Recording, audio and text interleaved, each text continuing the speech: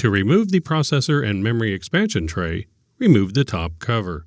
Use a Phillips head or standard screwdriver to rotate the cover lock counterclockwise to the unlocked position. Press the release button on the cover latch and then lift up to disengage the top cover from the chassis restraining clips. Lift the top cover straight up to remove it from the chassis. Remove all the 4U PCIe riser assemblies and fillers that are installed in the PCIe expansion tray.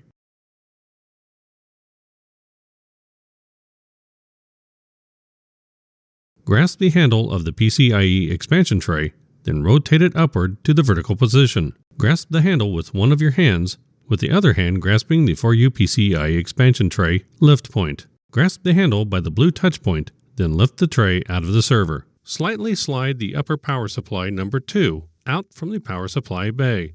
Grasp the processor and memory expansion tray handle by the blue touch point and rotate the handle straight up to lift the expansion tray out of the chassis.